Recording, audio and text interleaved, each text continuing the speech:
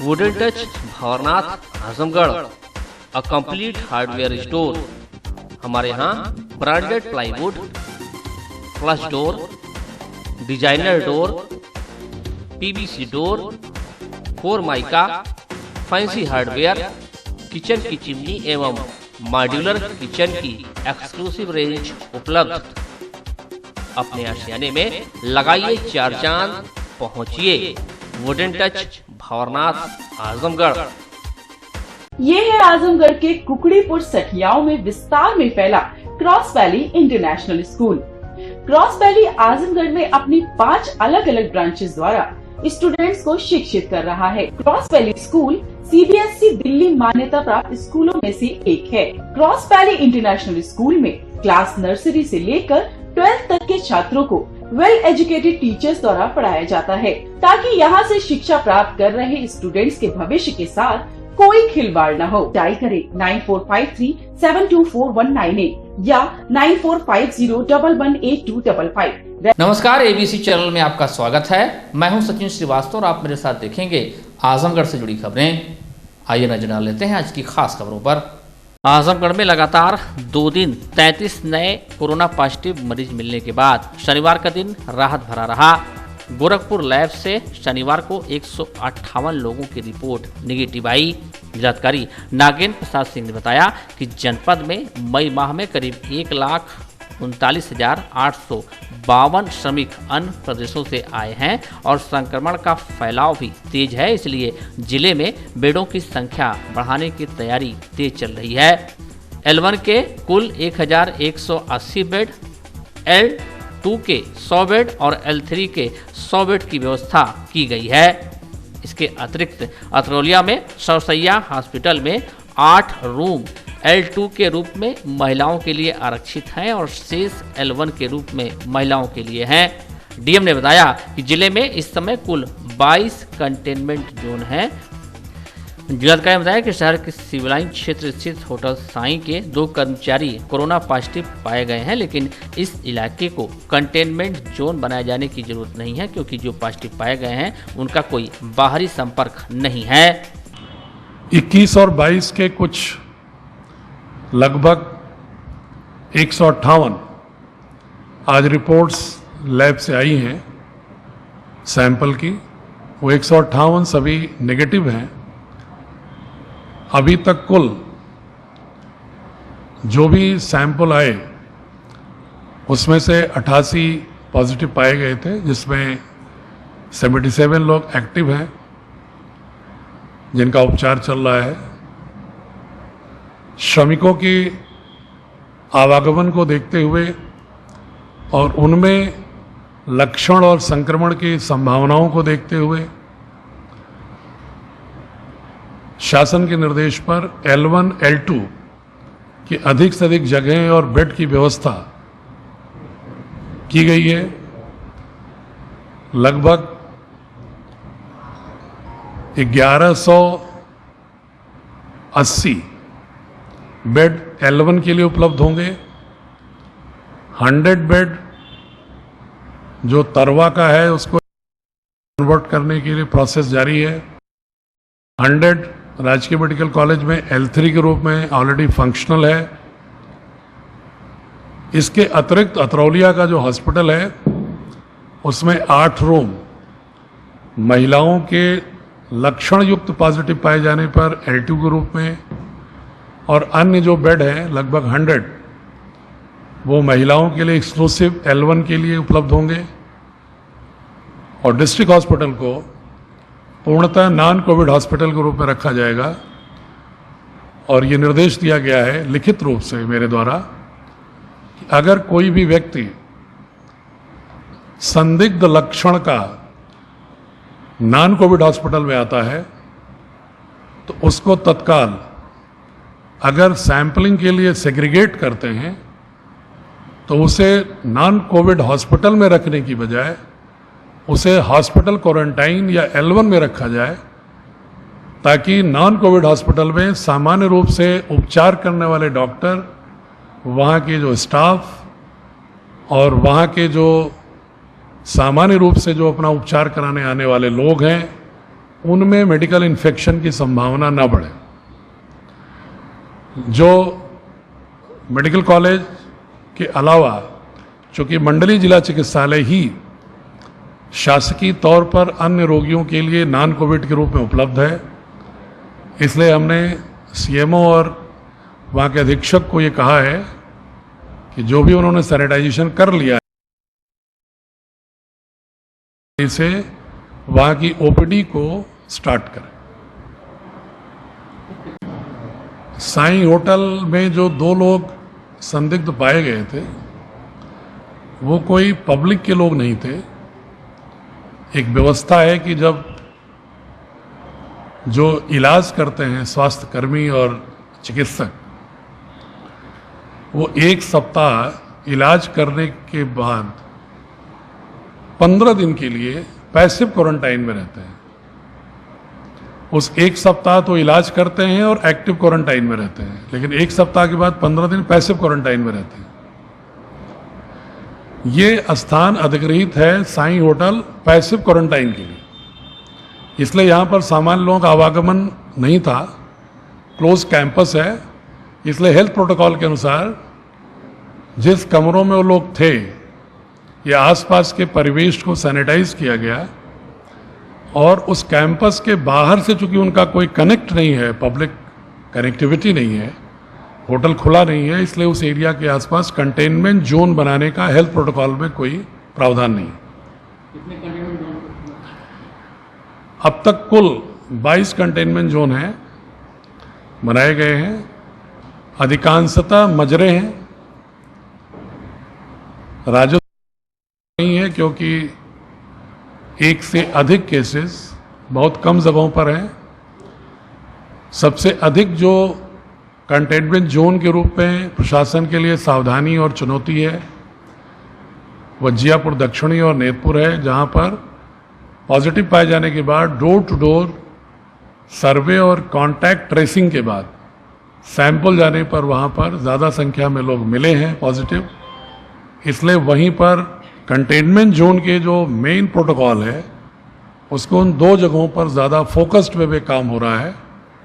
अन्य जगहों पर जो कंटेनमेंट जोन है वो ज़्यादातर ऐसे हैं जो 10, 20, 25 घर एक पूर्वे के रूप में आइसोलेटेड हैं और उनको अलग से सेग्रीगेट किया गया है और उनकी door to door contact tracing करके उनके सैंपल भी भेजे गए। जानकारी बताया कि करीब 52,000 प्रवासी मई माह में अनौपचारिक तरीके से जिले में आए हैं। उन्हें भी राशन किट मिलेगी, अस्थायी राशन कार्ड बनेगा, मनरेगा जॉब कार्ड और उनके स्किल के हिसाब से रोजगार की व्यवस्था भी की जाएगी। विभिन्न प्रांतों से जनपद में लगभग 1,39,852 लोग अब तक आ चुके हैं, जिसमें 87,000 के लगभग लोग पंजीकरण करा के रेल या रोडवेज के अधिकृत माध्यमों से आए हैं। अब जो लगभग 52,000 लोग पैदल, मोटरसाइकिल, ट्रक ऐसे अनौपचारिक माध्यमों से आए थे, उनके लिए भी माननीय मुख्यमंत्री जी का आदेश है कि उनका विलेज वाइज चिन्हांकन जो हम लोगों ने कराया था उनको भी ये सुविधाएं उपलब्ध होनी है। उनको भी खाद्यान्न मिलने हैं, उनको भी पात्रता की स्थिति में 1,000 रुपये मिलना है और उनको भी अस्थायी राशन कार्ड बनाना है। उनका भी अगर उनकी इच्छा है तो मनरेगा का जॉब कार्ड बनवाना है और उनके भी हुनर का मैपिंग करके उसको प्रवासी राहत ऐप पर अपलोड करना है ताकि उनको हुनर के अनुरूप जिलों में जो इच्छुक उद्योगपति या उद्योग चलाने के प्रबंधन के लोग हैं डेटा उपलब्ध हो तो उसके आधार पर वो स्ट्रैटेजी बनाकर उसे कंज्यूमर गुड्स या सर्विस सेक्टर अन्य एम्प्लॉयमेंट की योजनाओं से जोड़ा जा सके। प्रवासी मजदूरों की सेवा व सहायता में लगे आईएमए को अन्य संगठनों का भी सहयोग मिल रहा है। डॉक्टर जावेद अख्तर के संगठन और ट्रस्ट ने भी आईएमए के साथ साथ कदम से कदम मिलाते हुए प्रवासी श्रमिकों की सेवा व सहायता का कार्य शुरू कर दिया है। जिले के वरिष्ठ हड्डी रोग विशेषज्ञ डॉक्टर जावेद अख्तर अपने संगठन और ट्रस्ट के जरिए प्रवासी मजदूरों को रोडवेज पर बिस्कुट, पानी, ग्लव्स, मास्क, सैनिटाइजर व शीतल पेय पदार्थ का वितरण सुनिश्चित करवा रहे हैं। इस अवसर पर उन्होंने कहा कि इंसानियत के भाव से मुसाफिरों की मदद के लिए आईएमए के साथ कंधा से कंधा मिलाकर यह सेवा कार्य किया जा रहा है, जिसे आगे भी जारी रखा जाएगा। पिछले 8 दिनों से आईएमए आजमगढ़ की तरफ से रोडवेज पे जो बाहर से लोग आ रहे हैं हमारे भाई, उनको जो है बिस्किट जो है फ्रूटी और मास्क और पानी जो सप्लाई किया जा रहा था। तो 8 दिन तक आईएमए की तरफ से चला। चूँकि ये सिलसिला अभी जो है चलता रहेगा, इसलिए हमने ये निर्णय लिया कि हमारी एक सोसाइटी है, एक ट्रस्ट जो है, एक तो अमेला सोसाइटी है, हुदा मिली ट्रस्ट है।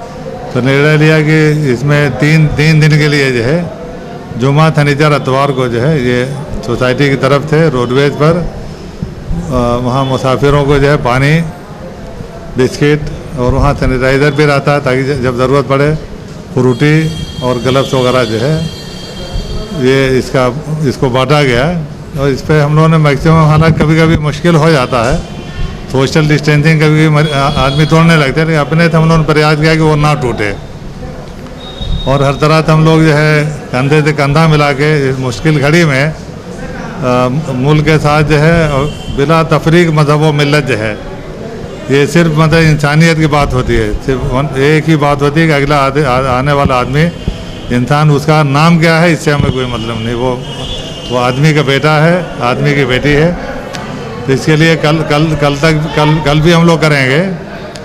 और अगर आवश्यकता रही, हमें लगा कि अभी और ज़्यादा लोग आ रहे हैं, तो इसको बढ़ाया जा सकता है, ये वितरण बढ़ाया जा सकता है, ताकि कम से कम जो है वो जो लोग भूखे प्यासे आ रहे हैं वो बेचारे, उनको मौके पे पानी मिल जाए। और वहाँ साफ़ सफाई का हम लोग जो है पूरा ध्यान रखते हैं, पानी का, बिस्किट का। तो और कोई लोग जो लोग छूते हैं ग्लव्स वगैरह पहन के, और दूरी बना के बंटवारा किया जा रहा है। जो गवर्नमेंट के मापदंड है सोशल डिस्टेंसिंग के और उसके बंटवारे के, ये हम मानते हैं कि कभी कभी जैसे हमें लगता है कि टूटने लगता है, ये हमारा भरसक प्रयास रहता है कि उसको फॉलो किया जाए। और कल संडे तक जो है ये रहेगा, और अगर ज़रूरत रहेगी तो हम इसको बढ़ा भी सकते हैं। तो सर, आप एक तरह से आप डॉक्टर हैं, तो क्या सलाह देना चाहेंगे चैनल के माध्यम से? हम चैनल के माध्यम से ये सलाह देना चाहते हैं कि देखिए, ये गवर्नमेंट ने जो है, सेंट्रल गवर्नमेंट ने और स्टेट गवर्नमेंट ने अपनी बड़ी कोशिश किया, बड़ा सराहनीय काम किया है। और एक बता दिया है कि लॉकडाउन क्या होता है, मास्क क्या होता है, सोशल डिस्टेंसिंग क्या होता है। और ये अब हमारी ड्यूटी है कि हम मतलब डॉक्टर होने के नाते जो है मरीजों को या आदमियों को समाज में, मोहल्ले में, गली में इसका महत्व समझाया जाए। हर वक्त हमारे कंधे पे पुलिस नहीं बैठी रहेगी, हर वक्त सरकार नहीं बैठी रहेगी। ये अभी वैक्सीन वगैरह डेवलप हो रही है, दवाएं आ रही है, बीच में समय लग सकता है, कब तक मरज रहे ना रहे ऊपर वाले पता है। इसमें ये 3 चीज़ें जो है, सोशल डिस्टेंसिंग, मास्क लगाना और सफाई जो है, बार बार चीज़ों के इधर उधर छुए नहीं, हाथ वगैरह साबुन से धुलते रहें, सैनिटाइज करते रहें। तो जहाँ जहाँ जो है पब्लिक गैदरिंग है, अस्पतालों में ध्यान दिया जाए। हालांकि मेरी पूरी कोशिश करने के बाद भी मैं जानता हूँ मरीज़ तोड़ते रहते हैं। एक आध बार मैं यहाँ अंदर बाहर सही करा के आया, तब तक मरीज़ घेर लिए, कुछ मीडिया वाले आके फ़ोटो खींच लिए। ये बड़ा सराहनीय काम, मतलब ये इससे हमें थोड़ा तकलीफ हुई। हम तो खुद ही कोशिश कर रहे हैं। अब एक एक मरीज़ के हम कंधे पर तो नहीं बैठ सकते, जब हम यहाँ आके मरीज़ देख रहे हैं। और दूसरी चीज़ हम लोग ये कोशिश कर रहे हैं कि ज़्यादा जो नॉर्मल मरीज़ का जो है टेलीफोन वगैरह से काम चल जाए। वो मरीज़ आए जिनकी इमरजेंसी है या ऑपरेशन वगैरह की ज़रूरत है। लेकिन अब इमरजेंसी का बड़ा मुश्किल हो जाता है। किसी मरीज़ को रात भर जो है जोड़ में दर्द हुआ हो, कमर के लिए रो रहा हो, या कोई जलालपुर से आ गया तो हाँफता तो खुद ही इमरजेंसी है। कुल मिला जुला के हम लोग पूरी कोशिश करेंगे कि सरकार के साथ कंधे से कंधा मिला के इसका जो है हर तरह से सहयोग करें। और सोशल डिस्टेंसिंग जैसे हाथ मिलाना है, इसको जो है थोड़ा तो कोशिश करें ना मिलाएं, दूरी रहे। और घर पे जो सब्जियां वगैरह आती हैं उसके कोशिश करें कि कम 4-6 घंटा तक धूप में रख दें। जब छुएं तो प्लास्टिक पर जो है जो ज़्यादा देर तक रहता है, तो प्लास्टिक को पहले चाहे साबुन से चाहे सोडा से धुल दें, ताकि और हाथ इस दौरान जो अपना मुंह और नाक वगैरह ना छुएं। भर तक कोशिश करें और ऊपर वाले तो दुआ कि जल्दी वैक्सीन वगैरह दवा आ जाए, ताकि इस महामारी से पूरी दुनिया, विशेषकर हमारे देश को छुटकारा मिले। पति पत्नी के बीच हुए विवाद के बाद पत्नी जब मायके चली गई तो गुस्साए पति ने भड़ास निकालने और पत्नी को सबक सिखाने के लिए उसके नाम से फेसबुक पर 7 फर्जी आईडी बनाकर अश्लील फोटो पोस्ट कर बदनाम करने लगा। इस संबंध में पत्नी की शिकायत पर मेहनगर थाना पुलिस ने मुकदमा दर्ज कर आरोपी जितेंद्र प्रताप सिंह पुत्र राम आश्रय सिंह निवासी अमरौना थाना चंदवक जनपद जौनपुर को गिरफ्तार कर लिया है। वहीं जनपद की महाराजगंज थाना पुलिस ने एक लड़की की फेक फेसबुक आईडी बनाकर अश्लील पोस्ट करने वाले शख्स देवेंद्र यादव पुत्र चुन्नीलाल यादव निवासी इमामुद्दीनपुर थाना जहांगीरगंज जिला अंबेडकर नगर को गिरफ्तार कर जेल भेज दिया। देखिए, पति और पत्नी में अच्छे संबंध नहीं चल रहे थे। पत्नी मायके गई हुई थी तो पत्नी के नाम पे अलग अलग 7 अकाउंट फेसबुक पे बना करके अश्लील चीज़ें पोस्ट करता था। काफ़ी अश्लील चीज़ें पोस्ट करके जो पत्नी से संबंधित लोग हैं उनको भी मैसेज किया करता था। इस तरह से ये व्यक्ति गिरफ्तार हुआ है। दूसरा, एक लड़का और सोशल मीडिया पे एक लड़की का फेक अकाउंट बना करके अश्लील चीज़ें पोस्ट करता था और उसके जितने भी जान पहचान के लोग हैं उनको उसका लिंक भेजा करता था, इसलिए वो दूसरा लड़का भी गिरफ्तार हुआ है। हमारी टीम जो है सोशल मीडिया को लगातार मॉनिटर कर रही है और जो इस तरह के कंप्लेंट आ रहे हैं महिलाओं संबंधित जो सोशल मीडिया का मिसयूज कर रहे हैं, फेक अकाउंट बना करके कर रहे हैं, हमारे यहाँ 0 टॉलरेंस है। पिछले 4-5 महीनों में हम लोगों ने 20-25 लोगों को जेल भेजा है। आज ये 2 और भेजे जा रहे हैं। सोशल मीडिया के पे इस तरह के अफवाह और पोर्नोग्राफिक चीज़ें, अश्लील चीज़ें या भड़काऊ चीज़ें पोस्ट करने वालों के खिलाफ लगातार हम कार्रवाई करते रहेंगे। पत्रकारिता के उद्भव एवं विकास में हिंदी पत्रकारिता के 30 मई को 194 साल बीत गए। आज ही के दिन पहला हिंदी साप्ताहिक समाचार पत्र उदंत मर्तंड का प्रकाशन किया गया था। हिंदी पत्रकारिता दिवस के अवसर पर शनिवार को शहर के रैदपुर क्षेत्र में स्थित जर्नलिस्ट क्लब के कार्यालय पर हिंदी पत्रकारिता और वर्तमान परिदृश्य विषय पर गोष्ठी का आयोजन किया गया। इस अवसर पर जर्नलिस्ट क्लब के अध्यक्ष आशुतोष द्विवेदी ने कहा कि आज हिंदी पत्रकारिता एक स्थापित मुकाम पर है, फिर भी आगे के अवसर तलाश कर समाज के अंतिम पायदान पर खड़े व्यक्ति के लिए संघर्ष का जज्बा जीवित रखना है और कलम की जय विजय दोनों तय करना है। गोष्ठी के दौरान वरिष्ठ पत्रकार धर्मेंद्र श्रीवास्तव, खुर्रम आलम नुमानी, भाजपा नेता व पत्रकार अमित तिवारी, रत्न प्रकाश त्रिपाठी, सचिन श्रीवास्तव, महेंद्र सिंह, विवेक गुप्ता आदि ने हिंदी पत्रकारिता के इतिहास और वर्तमान पर विस्तार से प्रकाश डाला। साथ ही पत्रकारों की एकजुटता व नियमित बैठक किए जाने पर जोर दिया। कार्यक्रम का संचालन वरिष्ठ पत्रकार विजय यादव ने किया। हिंदी पत्रकारिता दिवस है और आज ही के दिन हिंदी का पहला समाचार इसके नाते प्रतिवर्ष क्योंकि यह थोड़ा संकट काल है, इस कोरोना के चलते तमाम सामाजिक दूरियां पैदा हो गई हैं। आज की तारीख में हम सारे लोगों को उसके प्रति एक शुभेच्छा है और शुभकामना भी है।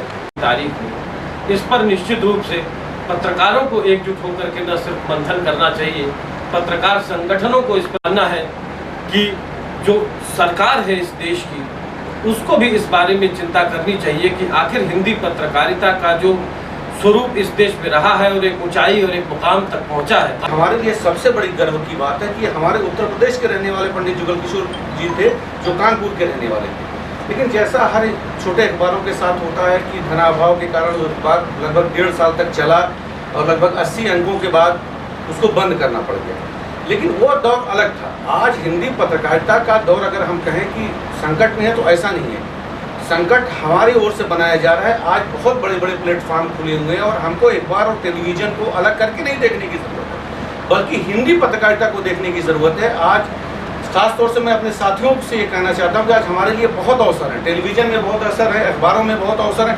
लेकिन जहाँ सुभाष भाई ने जो बात कही वो बिल्कुल मार्के की बात है कि हमको उसमें सुधार की आवश्यकता है। हम जिस तरीके से पत्रकारिता में कूद रहे हैं, नए लोग कूद रहे हैं और फिर वो जा करके चीज़ें खराब हो रही हैं, आखिर इसकी वजह क्या है, इस पर हमको देखने की ज़रूरत है। और सबसे बड़ी जो कमी रही कि इस प्रोफेशन को लोगों ने समझ लिया कि हमको कलेक्टर से मिलना है, मंत्री से मिलना है, दरोगा से मिलना है, लेकिन नहीं, जब तक हम पढ़ेंगे नहीं तब तक अच्छी पत्रकारिता नहीं कर सकते। और आज तो जब उद्यम शुरू हुआ तब तो लोगों के पास संसाधनों की बहुत कमी थी। आज तो टेक्नोलॉजी इतना बढ़ गई है कि हर आदमी पत्रकार हो सकता है सोशल मीडिया के प्लेटफॉर्म पर आकर। अब तो उसको दिक्कत ही नहीं है, लेकिन हाँ, इन सब के बीच में विश्वसनीयता सबको बरकरार रखनी चाहिए और इसी पर ज़्यादा जोर देने की जरूरत है। हिंदी पत्रकारिता दिवस की हार्दिक बधाई और शुभकामनाएं। आज इस वैश्विक महामारी कोरोना में जिस तरीके से हिंदी पत्रकारिता ने देश को बचाने का काम किया है, उसके लिए आप सभी बधाई के पात्र हैं। इस चीज को केंद्र की सरकार और प्रदेश की सरकार भी मान रही है कि जिस तरीके से आप लोगों ने अफवाहों को रोकने का काम किया, जिस तरीके से आप लोगों ने सच्चाई को सामने रखा, चाहे वो हिंदी पत्रकारिता की प्रिंट मीडिया रही हो, चाहे इलेक्ट्रॉनिक मीडिया रही हो। जहाँ तक मैं समझता हूँ, जो आप लोगों के बीच में सीखा है मैंने पत्रकारिता में, हिंदी पत्रकारिता भारत में कभी भी कमजोर नहीं पड़ी, लेकिन उसके लिए हमें भी प्रयास करने होंगे। मैं देखता हूँ विशेष रूप से इलेक्ट्रॉनिक मीडिया में चैनलों पे जाना होता है पार्टी की तरफ से, मैं हमेशा कहता हूँ कि हिंदी के शब्दकोश खुद इतने बड़े हैं, क्यों इंग्लिश के शब्दकोशों का प्रयोग किया जाता है? हिंदी के शब्दकोशों का प्रयोग करो। मैं देखता हूँ पेपरों में भी जो बड़े पेपर कहे जाते हैं उनके वर्ग पे हिंदी पत्रकारिता नहीं चल रही है। मुझे कहने में कोई दो राय नहीं। मैं भी चाहता हूँ कि मैं हिंदुस्तान और दैनिक जागरण में छपूँ, दैनिक देवव्रत और चेतना में ना छपूँ, लेकिन आज रीढ़ की हड्डी के रूप में अगर कोई जड़ के रूप में हिंदी पत्रकारिता को लेकर चल रहा है, तो जो आज समाज में कहा जाता है कि तथाकथित छोटे पेपर, ये हिंदी पत्रकारिता के आयामों को पूर्ण करने में पूरा काम करते हैं। और निश्चित तौर पे हम लोगों को आपस में भी, हम लोगों में भी सुधार की बहुत ही जरूरत है। इस तरीके से मेरा पर्सनल अनुभव है, 18 साल मुझको पत्रकारिता में हो गया और मैंने चैनल्स कई किए, वर्तमान में सोशल मीडिया में भी जुड़ा हुआ हूँ। सबका अनुभव रहा है, तो उसमें जो फील्ड की दिक्कतें हैं वो मैंने पूरी तरीके से झेली। अभी वर्तमान में कोविड की बात हो रही थी, जिस तरीके से अस्पताल में मरीजों की जो हालत है उनको भगाया जा रहा है गंभीर हालत में, वहाँ जाके मौके पे उसको कवरेज करना अकेले। 30 मई पत्रकारिता दिवस के दिन इकट्ठा हुए, बाद में कब होंगे अब पता नहीं है। तो विश्वसनीयता किसी एक दिन में नहीं आती है। और आपने विजय भैया बहुत अच्छी बात कही कि जो बाहर से लोग आते हैं उनका काम होता है ड्यूटी करिए और अपना समय काट के चले जाते हैं। तो जो हमको आपको बीच में रहना है, तो मेरा ये सुझाव है कि कम से कम हम लोग मासिक बैठक करें, या 15 दिन में, या 1 महीने, या 2 महीने, 3 महीने में मिलें, और एक एजेंडा बनाया जाए। आज ये कोविड-19 के संकट में ही आप देख लीजिए, किसी राजनीतिक दल ने अगर पत्रकारों की कोई सुधि ली हो, शासन ने, प्रशासन ने आपको किसी स्कीम में डाला हो तो बता दीजिए हमको। क्या हमारे भाई सब सक्षम हैं? इतने बड़े आर्थिक संकट में जब पूरा देश फंसा हुआ है, लेकिन किसी शासन प्रशासन ने किसी भी स्कीम में हमारे छोटे भाइयों को नहीं डाला जो आर्थिक रूप से बहुत संपन्न नहीं है, जो अपना जीविकोपार्जन कैसे करना है वही जानते हैं। तो जब हम एक रहेंगे तो हम किसी स्कीम के लिए या किसी भी राजनीतिक दल को दबाव बनाएंगे, शासन प्रशासन को दबाव बनाएंगे। मेरा ये सुझाव है कि उसको मासिक बैठक की जाए। शनिवार को हिंदी पत्रकारिता दिवस के अवसर पर जिलाधिकारी नागेंद्र प्रसाद सिंह ने पत्रकार बंधुओं को बधाई दी। अपने संबोधन में उन्होंने कहा कि लोकतंत्र की आत्मा स्वतंत्र व निष्पक्ष पत्रकारिता ही है, जो जनता, सरकार और प्रशासन को सतर्क, सजग व जागरूक करते हैं। उन्होंने कहा कि पत्रकार समाज के सजग प्रहरी हैं व सूचनाओं के स्रोत व सेतु दोनों हैं।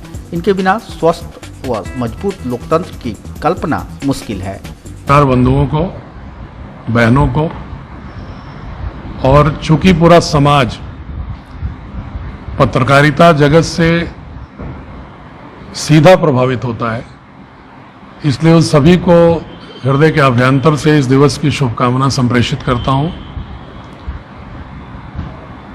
किसी भी लोकतंत्र की आत्मा स्वतंत्र पत्रकारिता है। पत्रकारिता ही जनता और राजसत्ता के मध्य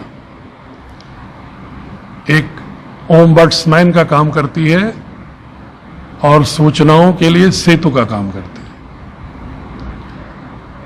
पत्रकारिता सदैव व्यवस्था से जुड़े हुए लोगों को सतर्क करती है, सजग करती है, जागरूक करती है।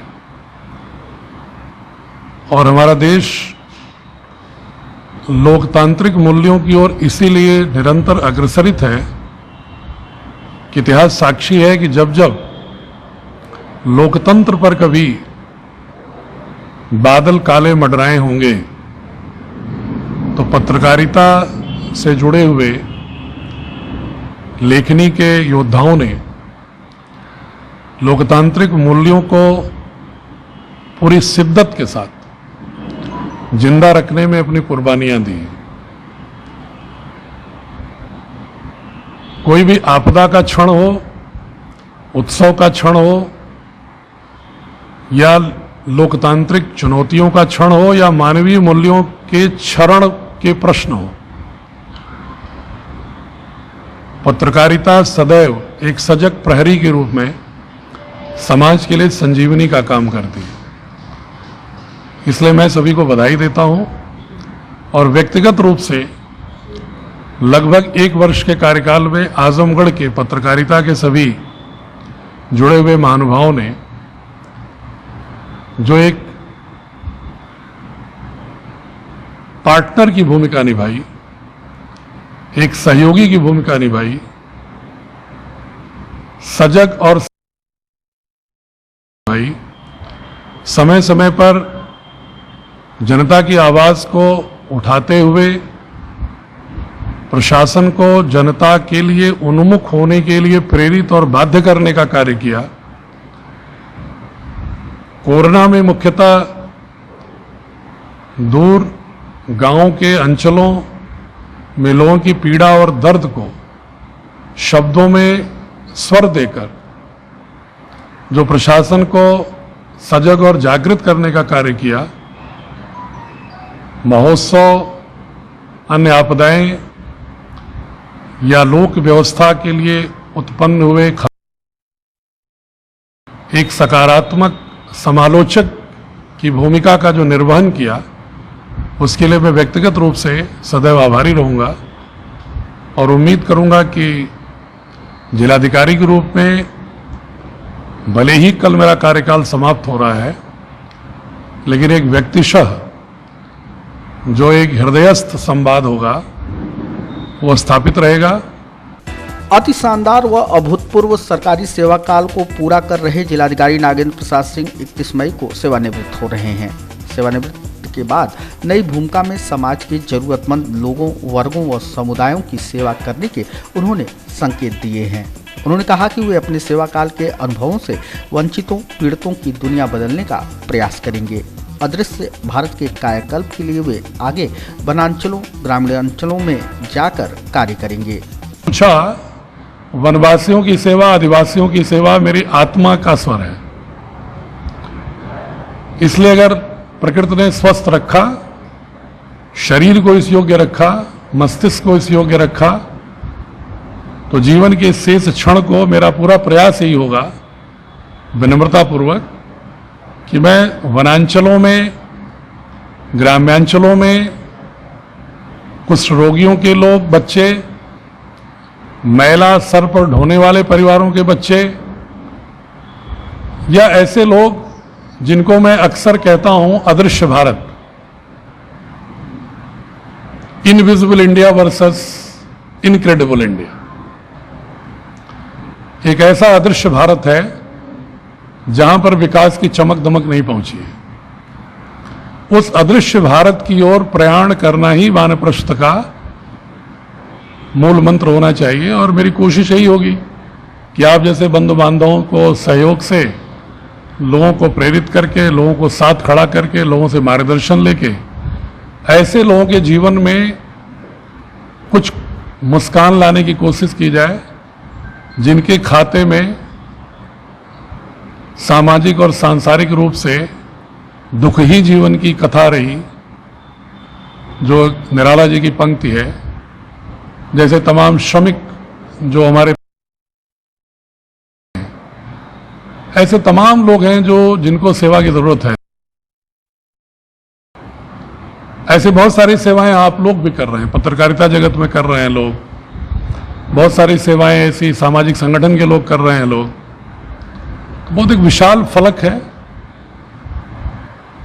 और मेरी कोशिश होगी कि जो कुछ अनुभव है इतने वर्षों का नौकरी का, उन योजनाओं को कैसे हम वंचितों तक और इंटाइटलमेंट के साथ पहुंचाएं, उन्हें याचना न करना पड़े बल्कि उन्हें अधिकारिता के लिए खड़े होने की ताकत मिल सके और वो हम भारत के लोग का हिस्सा प्रभावी स्वर के साथ रख सकें, महसूस कर सकें। इसके लिए जो कुछ भी मेरे काउंसलिंग, मोटिवेशन या उनके बीच में रहना होगा, ये कोशिश करूंगा कर। प्रेस वार्ता के दौरान भावुक हुए जिलाधिकारी श्री सिंह ने आजमगढ़ से अपने भावनात्मक व पवित्र रिश्ते की बात भी कही। यहाँ के लोगों से मिले प्रेम और स्नेह के प्रति अपना आभार भी जाहिर किया। इस जनपद के लोगों ने जो स्नेह, प्यार और विश्वास दिया, वह सिद्ध करता है प्रामाणिक रूप से कि जो ये जनपद ऐतिहासिक रूप से सर्जना, संघर्ष, शिल्प की धरती रही है, वह वास्तव में यहाँ के नागरिकों के मध्य उन मूल्यों का संवहन सजीव रूप से अभी भी निरंतर जारी है। और मैं दावे के साथ कह सकता हूं कि इस जनपद के आम आदमी, जिसके लिए मैं प्रामाणिक रूप से गारंटी ले सकता हूं कि वह एक संत की भूमिका में है, जो सहज रूप से सही बातों को स्वीकार करते हैं।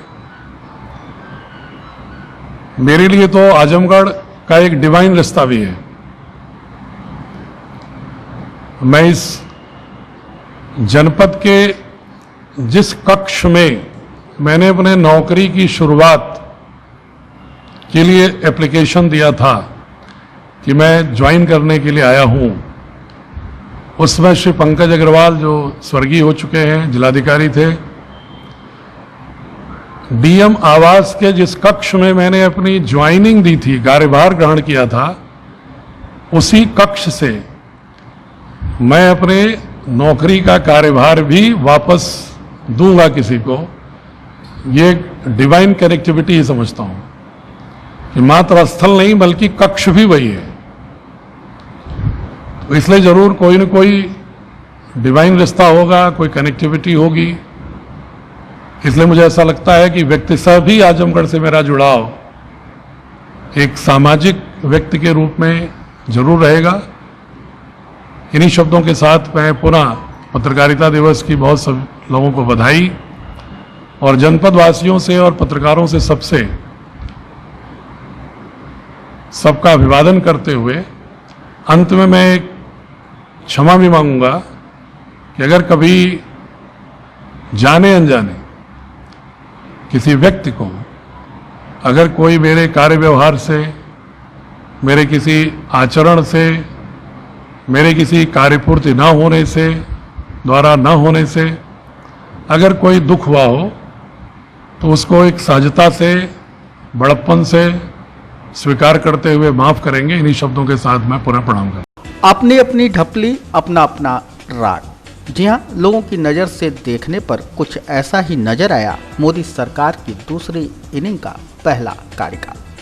कुछ को अच्छे दिन कहीं से नजर नहीं आ रहे तो कुछ को लग रहा है कि इससे अच्छे दिन और क्या आएंगे। तो आइए आपको भी सुनाते हैं जनता की राय। एक साल तो यही पूरा है, अमीरों की सरकार है, अमीरों की मदद कर रहे हैं, गरीब भूखों मर रहा है। किसी का 5 करोड़ माफ कर रहे हैं, अब कोई बेचारा 5 किलो चावल पर मर रहा है, स्टेशन पर मर रहे हैं गरीब बेचारे। ये अच्छे दिन क्या? ये तो मोदी जी का ये अच्छे दिन है कि गरीब बेचारा भूखों मर रहा है।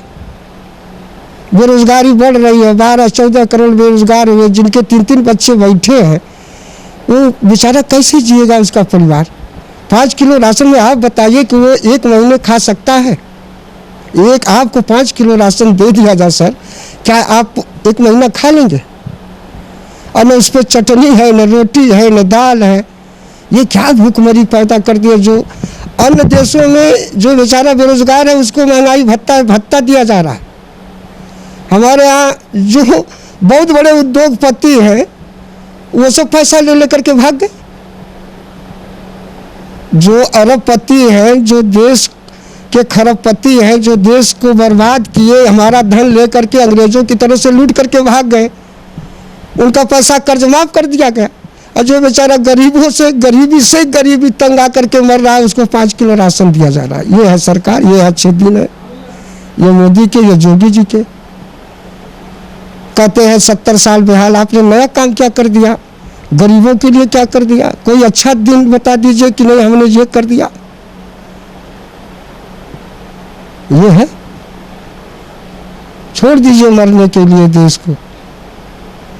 गरीब बेचारा भूखे, मेरे तो 3-3 बच्चे बेकार है, बताइए अब हम लोग क्या करें? हमारी किसानी खेती नहीं हो पाएगी, मजदूर भाग रहे हैं, महंगाई इस चरम सीमा पर है। ये जो मनरेगा वाला काम है कि हम मनरेगा से उद्योग देंगे तो ये कर दिए, मनरेगा वाला काम जीबीसी से काम हो रहा है, अपने लोगों को बना के प्रधान लोग रख के उसका भुगतान कर रहे हैं।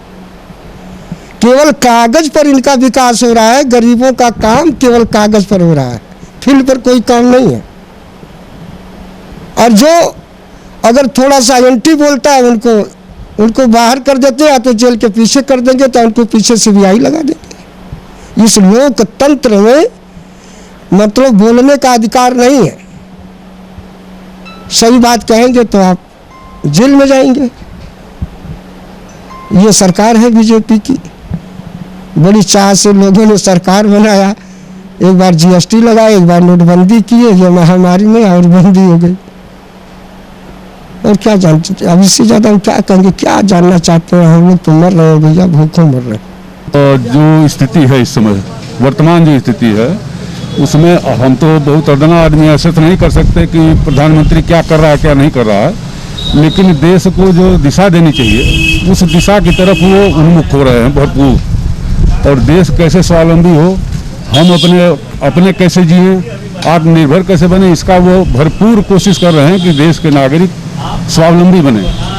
और रोजगार के क्षेत्र में उन्होंने अवसर पैदा किए हैं कि लोग आत्मनिर्भर के स्थानीय रूप पर क्या रोजगार पैदा किया जा सकता है, कैसे सृजन किया जाए, कैसे सामान्य जीवन यापन किया जाए, हर तरह की शिक्षा।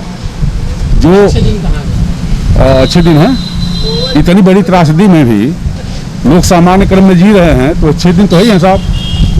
इतनी बड़ी त्रासदी जो महामारी है पूरे विश्व के लिए, भारत ने उसका बहुत शांतिपूर्वक और धैर्यपूर्वक सामना किया है। तो मैं तो समझूंगा कि अच्छे दिन आ गए। अभी जितने श्रमिक बेरोजगार हुए हैं सबको राशन पानी देना, उनके आने जाने की व्यवस्था करना, इतनी बड़ा अफरा तफरी का माहौल है, उसमें सरकार उसे नियंत्रण कर रही है। तो मैं समझ रहा हूँ कि इससे अच्छा दिन कोई होगा ही नहीं। आपत्तिकाल है साहब ना, और इसमें भी अगर धैर्य नहीं भागता है हमारे प्रधानमंत्री का, तो मैं समझूंगा कि देश सही दिशा में जा रहा है। 1 साल कार्यकाल पूरा होने में उन्होंने क्या क्या अच्छे काम किया?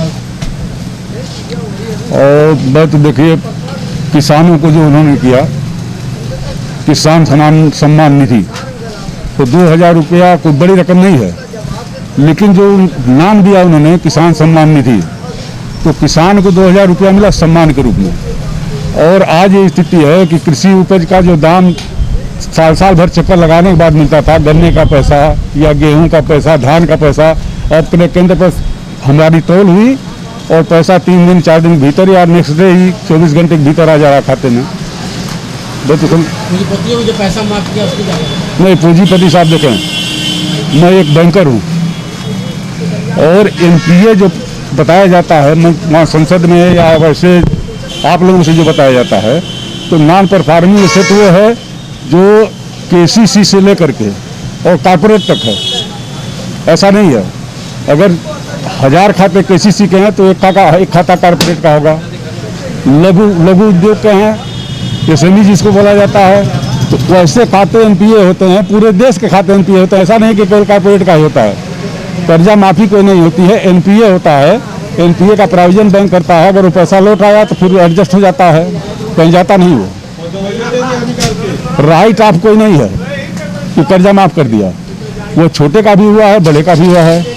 NPA जो घोषणा हुई है उसका प्रोविजन बैंक करते हैं, उनके प्रॉफिट से प्रोविजन होता है, लेकिन माफी की कोई प्रक्रिया नहीं है। एक साल कार्यकाल से आप हाँ संतुष्ट हूँ। नहीं, इस जैसे अच्छे दिन तो आने चाहिए थे, पर जो ये इतनी बड़ी महामारी का जो प्रकोप हुआ कोविड-19 का, जिस वजह से सारा विश्व परेशान है, तो इस दुख की घड़ी में हम क्या कल्पना कर सकते हैं कि अच्छे दिन कहाँ से आएंगे। फिर सारे लोग परेशान है, पूरा विश्व परेशान है, देश परेशान है, तो अच्छे दिन की कल्पना हम करने की कोई मतलब मनसा नहीं रखते। बाकी इसके बाद जब हम इससे उभर के ऊपर आएंगे तो जरूर अच्छे दिन आएंगे। निरंतर सरकार कुछ ना कुछ ऐसा कर रही है जिसमें जनता के हित का काम हो रहा है और सभी के हित का काम हो रहा है। हर प्रोजेक्ट पे काम हो रहा है, बेरोजगारी पे भी हो रहा है। यानी अभी जितने आए हैं प्रवासी मजदूर या जो भी अनलिमिटेड फर्मों में जो काम करते थे एम्प्लॉई, उनके लिए भी सरकार ने व्यवस्था रखी है, कुछ ना कुछ रोजगार देंगे। जैसे आपने पीछे सुना होगा प्रदेश सरकार द्वारा, माननीय योगी जी द्वारा, कि हम जो चाइना से कंपनियां पलायन कर रही हैं, जो कंपनियां चाइना से पलायन कर रही हैं, उनको हिंदुस्तान में लाने का प्रयास कर रही है सरकार। ठीक है, उसी तरह यूपी में भी लाएंगे ना भाई। केंद्र में इनकी सरकार है, प्रदेश में भी इनकी है, और सबसे बड़ा प्रदेश है पूरे हिंदुस्तान का, सबसे बड़ा प्रदेश उत्तर प्रदेश है, और सबसे ज्यादा बेरोजगारी भी यही है। तो उसके संदर्भ में सोचेंगे, बिल्कुल सोच ही रहे होंगे। एक साल में क्या किया होगा अब तक?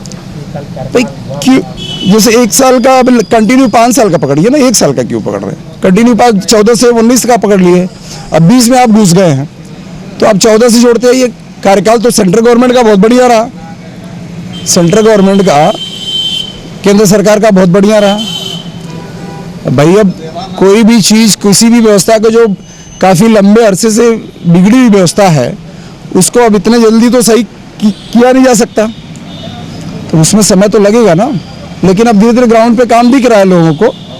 सबसे बड़ा मुद्दा हमारा बेरोजगारी का, देखिए हम लोग युवा हैं और युवाओं को रोजगार चाहिए। रोजगार अगर सरकार नहीं लाएगी तो फेल है भाई, और कुछ नहीं चाहिए। यहाँ उत्तर प्रदेश में सबसे बड़ी समस्या हमारे प्रदेश की बेरोजगारी है। क्या मैं तो समझता हूँ कि पूरे देश की समस्या यही है, और खासकर मेरी तो यही विनती है केंद्र सरकार और प्रदेश सरकार से कि विशेषकर रोजगार की व्यवस्था करें, सुचारू रोजगार की, कि लोग अपने प्रदेश में रहें, अपने घर में रहें, अपने लोगों के बीच में रहें। अच्छे दिन नहीं दिखाई पड़ रहे हैं, अच्छे दिन दिखाई नहीं पड़ रहे हैं। एक साल पूरा मोदी जी ने क्या किया, कहाँ गए बेरोजगारी? न बेरोजगारी दूर हुई, न महंगाई दूर हुई, न भ्रष्टाचार दूर हुआ, कुछ दूर नहीं हुआ है। पिछली सरकार कांग्रेस थी, उसमें बेरोजगारी भी मिली थी हैं, और महंगाई भी कम थी इसकी तुलना में। इनके एक साल कार्यकाल में क्या दिखा आपको? इसका ज्ञान तो माइनस में जा रहा है।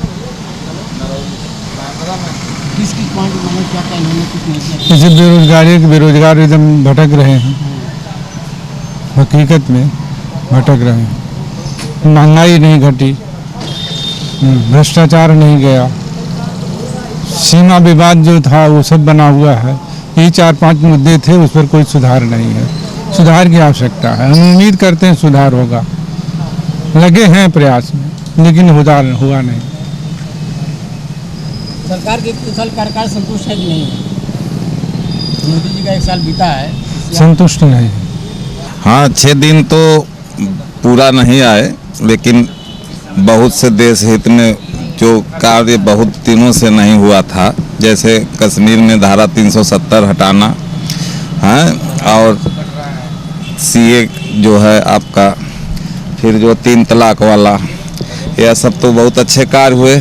रहा सवाल बेरोजगारी वाला, अब इतनी जनसंख्या है, उस पर जो है बेरोजगारी तो नहीं दूर हुई, और जो बचा खुचा था कोरोना महामारी आ गई। अब इस महामारी के नाते जो है, जो भी विकास था पहिया रुक गया है एकदम। अब सारे लोग परेशान हैं। कार्य तो उन्होंने अच्छा किया, लेकिन अब वैश्विक महामारी के चलते जो है इस समय दिक्कत है।